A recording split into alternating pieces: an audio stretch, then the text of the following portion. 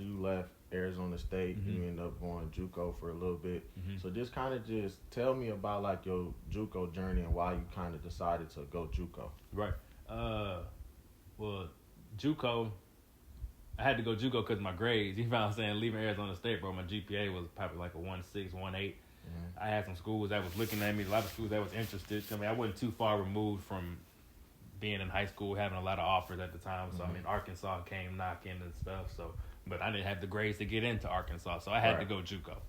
JUCO really was my only option unless I wanted to go play at a D2 school or like a D1 FCS school, which no shade on those schools, right? But that just wasn't my goal. You found something I felt that I could still play at a high level. So Power 5 level. Power 5 level, right? So and talking to other schools, you know what I'm saying, other Power 5 schools, they were just like, go do JUCO for a year, you know what I'm saying, wipe your name clean a little bit, get your grades right, whoop, and then we'll be back, right?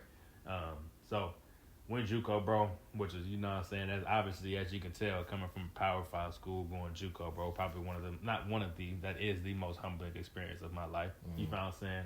Just from, nothing but dogs in JUCO. You feel me? Nothing but dogs, right? So, and by the grace of God, I was lucky to go to one of the better JUCOs in the country, Butler Community College, which, I mean, it's straight bounce backs. You got bounce backs from Clemson, you know what I'm saying, Georgia, Virginia Tech, like, you name it. You got bounce backs from everywhere. So, it was cool to go to a place where everybody was, you know what I'm saying, like-minded and had a like-minded mindset, right? Everybody trying to go back to where they came from. So, obviously, you still got some going on in JUCO. You got some, you know. Man. You got that's everywhere, though, ain't it? You know, right, it's everywhere. You ain't lying. So you got shit that gonna go on to JUCO, you know what I'm saying? So, but it was one of the most humbling experiences, but it was something that I needed, you know what I'm saying? Like, just getting me back grounded and understanding, like, bro, what you had was a blessing. Like, and don't take anything for granted, because, like, I go back to just always thinking about what you want next. Like, I just think about the timeline of my life. Like, I never really sat back and said, like, not to say that because I always knew God was the reason for everything that I had. Like, that was never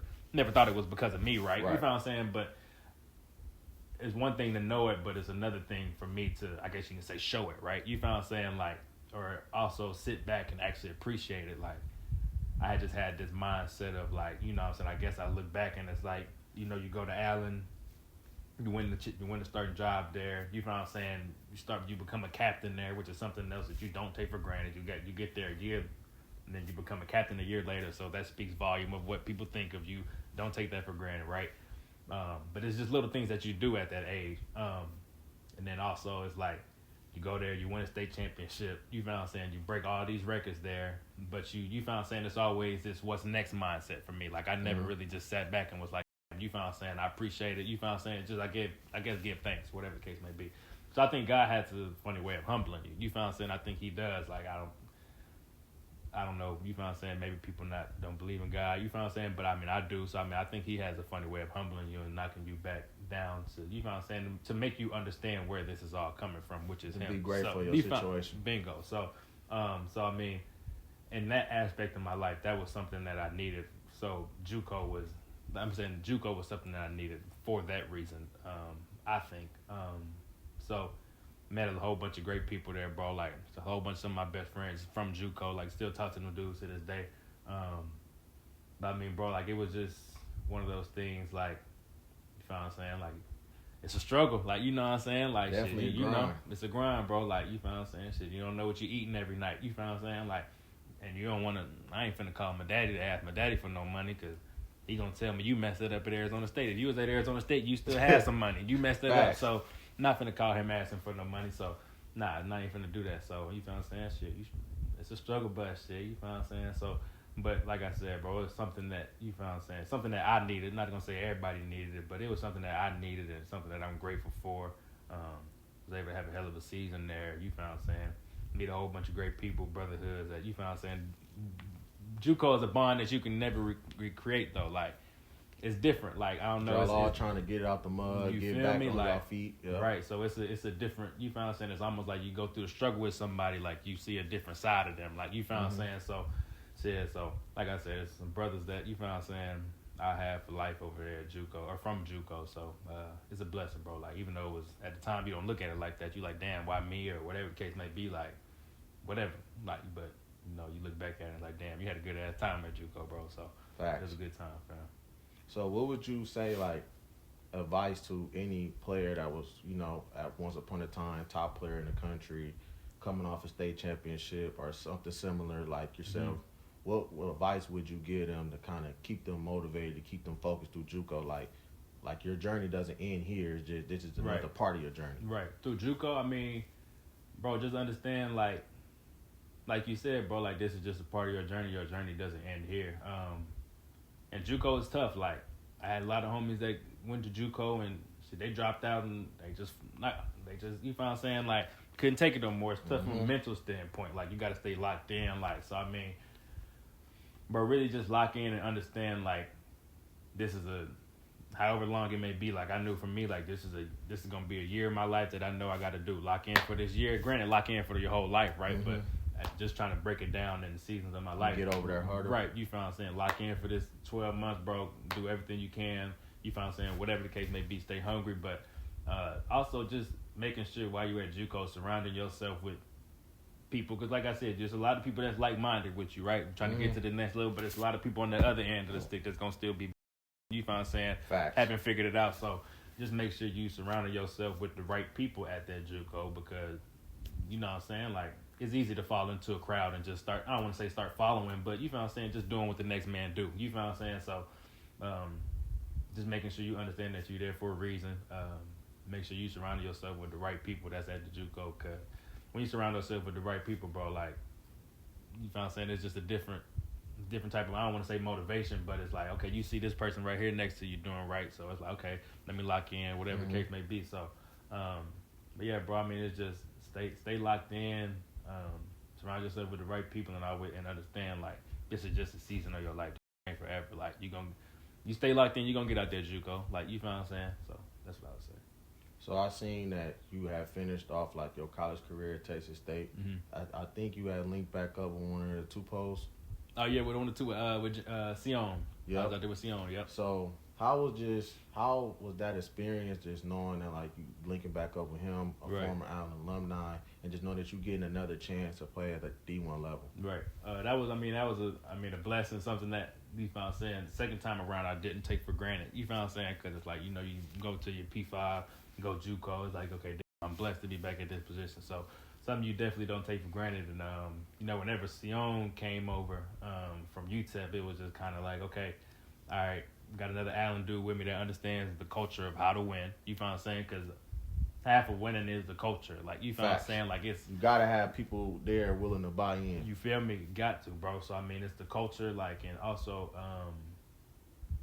like, it's an like, I think about Allen, bro. Like, we used to do the state champ jumps. Like it's an expectation to win. Like very high standard. You know what I'm saying? So I remember being at Texas State, and it's like they used to say like expect bad shit to happen. I'm like, okay, yeah, bad shit is gonna happen, right? But I'm not gonna expect bad shit to happen. We're coming from a school like Allen, we expect to dominate every single play, and that's what's being preached. You feel what I'm saying? Because if you expect bad shit to happen, bad shit is gonna happen. So, but if you expect to dominate, not to say you're gonna dominate, but you got a better chance of dominating. So. So I mean, just having Sion there and him understanding the culture of, you know what I'm saying, knowing how to win, and trying to bring that to Texas State, that was cool to be a part of that process.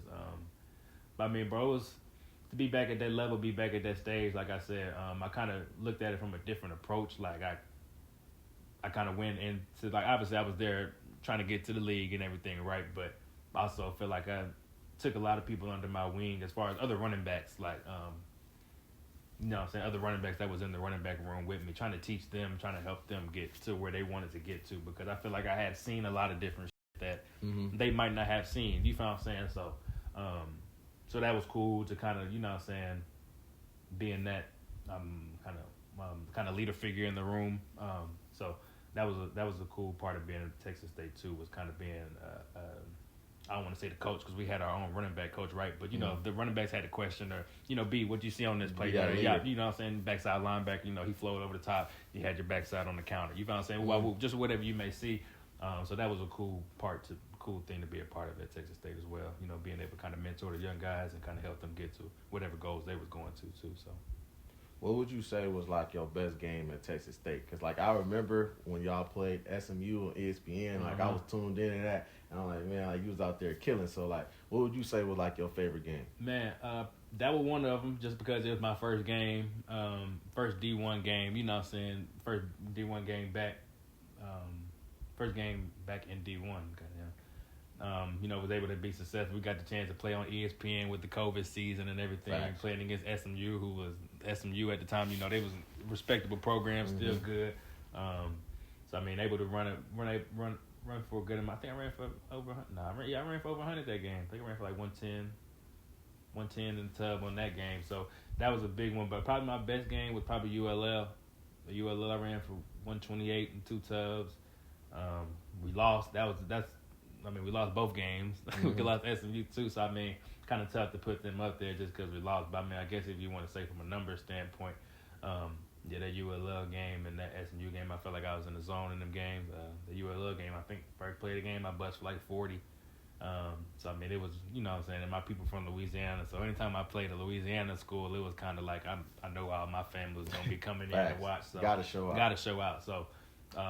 So I always kind of took those games, not personal because I didn't have nothing against them guys, right? But it was just kind of one of those things I want to show out for the fam. So probably that ULL game ran for about 130 on like 17 carries. But, you know what I'm saying, like I said, we lost. But, you know what I'm saying, I had a good game, though. So, like, out of all the things that you do. My bad, I mean to cut you off, brother. Or that UTSA game, the next week played on, I had like 170 yards total.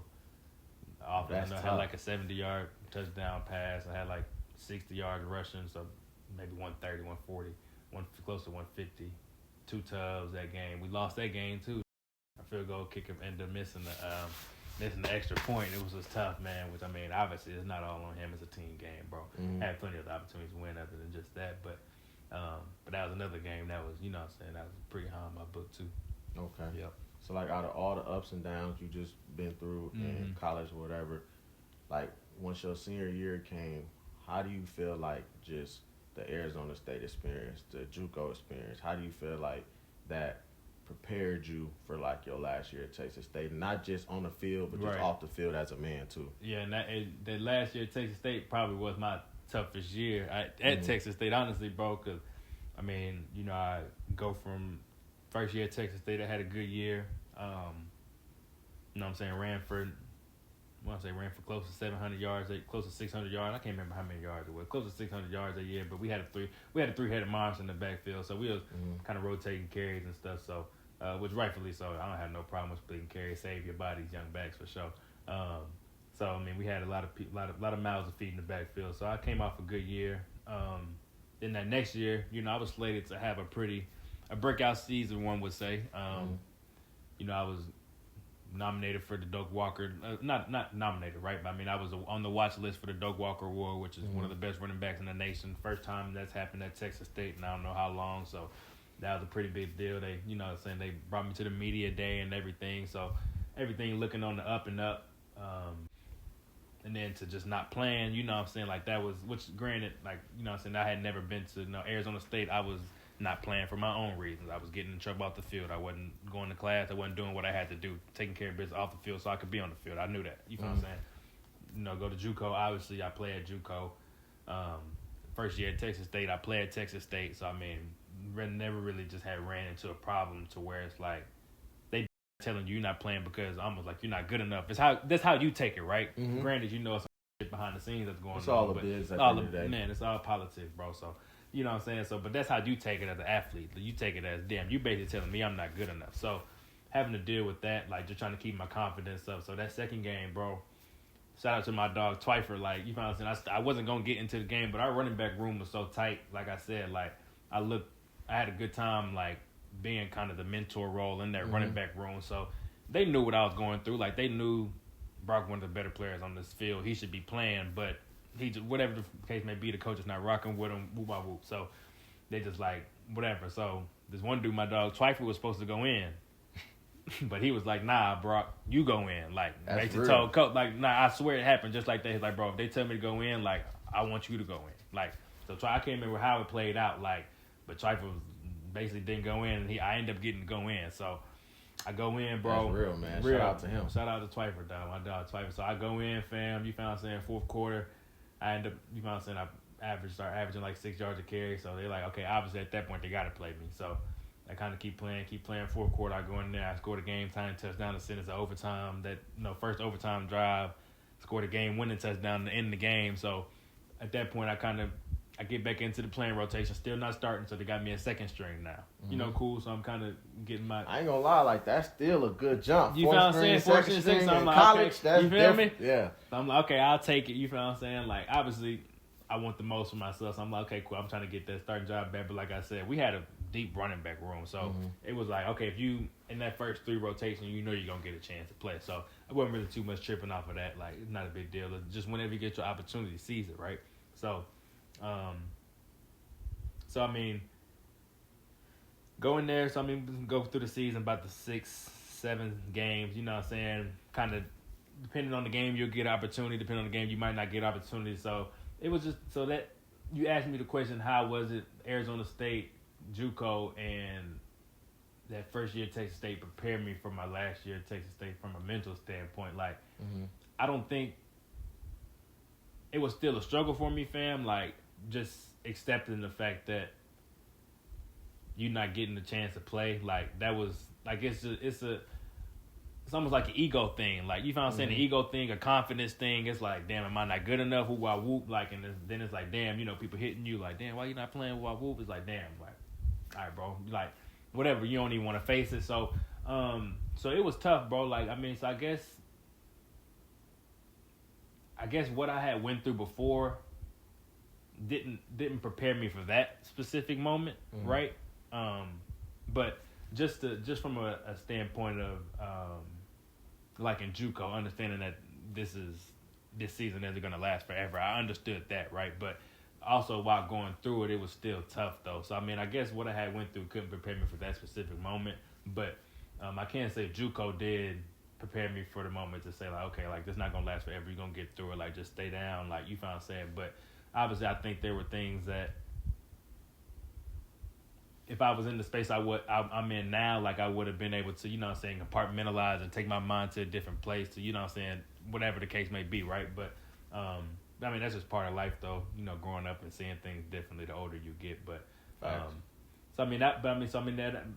last year at Texas State, that was probably my toughest year of college football because like you kind of go through the bullshit, right? You go through the shit at Arizona State. Granted, that was your own doing, right? That was my own doings. I know that. But you found saying you go through the bullshit, and then you go through JUCO. You found saying you thinking shit finna be up and up, and then you go to whatever the case may be. You think you got a chance to get drafted after this year, and then you don't play. So it's almost like you go from the top of the top to now you falling off the cliff again. So that honestly was my toughest because it was something I felt like was out of my control. You know what I'm saying? Like I know the Arizona State shit, I controlled that. I was out there not doing what I was supposed to be doing as far as going to class and whatever the case may be. But the Texas State thing, it was like, okay, I felt like my grades was good. You know, I'm going to class, I practice. Like, granted, I had some bad knees, so that might have scared them. But I don't know.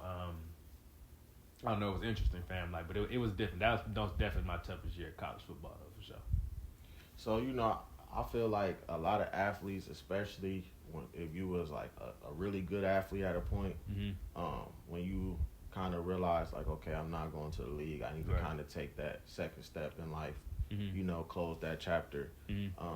I see you had started your own podcast, like In Between the Lines. So kind of tell me how like that came about and like what kind of motivated you to kind of shift that route and just be more on some, like, now it's time to talk about the game. I didn't already played it, but now it's time to, to not just talk about my experience, but to help the youth as well. Right. For me, bro, like, I mean, it was just kind of all the stuff that, you go through in college. Like I said, like, you go through a lot of stuff, but then again, once you get on the other side of it, you see things from a different perspective. So, for me, like, just wanting to help the younger generation, tell them where I messed up, like, okay, like, you know what I'm saying?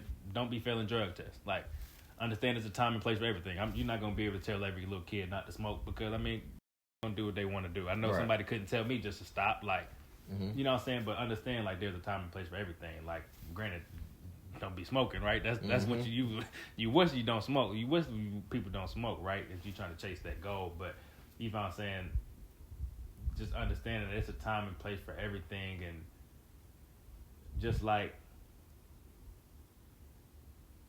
for me, and that's also another reason that I want to get into coaching. Like, I mean, for me, really, bro, just to inspire the younger generation. Honestly, my goal with this podcast is to, show them where I messed up, and also just like give them little tidbits of where they can improve, and also allow them to come and share their story, like,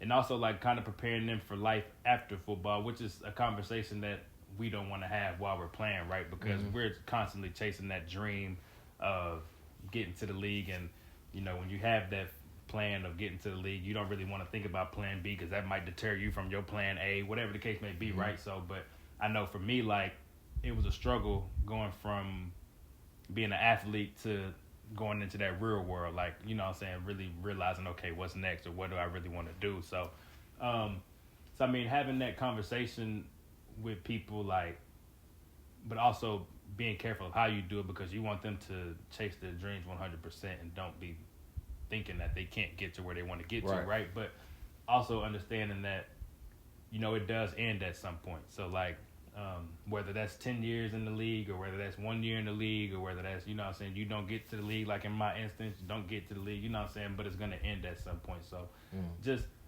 kind of knowing that, because I think at that age, or whatever age you are, like, you didn't really think like it's going to end. Like, you think you're going to play forever. Like, I said about the time, you could tell me at the age of 25 that I would be, working a 9 to 5. You know what I'm saying? I would think I would still be in the league by now. So that just kind of go to show, like, you don't think it's going to end as soon as it's going to end. So just kind of thinking about those little things. I mean, those are the conversations that I look forward to having with people that come on the pod, or, just people in general. Because, like, now I'm a fan, bro. Like you said, like, I enjoy watching this next generation of running backs and just players in general. Like, the next Allen Eagles that's coming up, I enjoy watching them. Like, I'm a fan. So now I just want to be able to give back when I can. If they want it, like, if they want to receive it, I want to be able to give back to them what I can. So that's the goal of that, bro.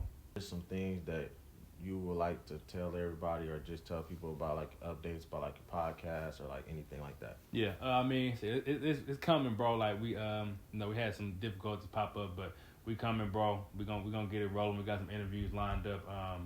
We want to get it to where it's consistent for y'all boys. Get it consistent for the. Make sure y'all stay in tune for In Between the Lines, man. Great content, man. Facts. So just want to get it consistent for y'all. But we got some interviews lined up. Got some people lined up. Big time folks lined up. So just want to give them a chance to share their story, bro. Give them a little tidbit if I can. Obviously, they going to the league. Got some people that's going to the league, so they're gonna be experiencing something that I've never experienced before. So happy for them. But I just want to get back to the next generation, bro, and just give good content, bro. Kind of like what you're doing with your show, fam. Would you like to give them, like, your socials, like, to where to follow, like, your podcast, or just your social medias in general? Right. If you want to follow In Between the Lines, it's at IBTL24. That's the podcast page. You can follow my page if you want to, Bros 35. But for sure, make sure you follow that IBTL24. We're gonna be getting it going for y'all soon, man. I appreciate you. Yeah, appreciate you, my dog. Yeah, appreciate you, my dog. Make sure you guys like, comment, and subscribe, man. Just stay in tune with the realest sports. We're gonna keep it going for 2025, man. And just appreciate everybody. We out. That's it.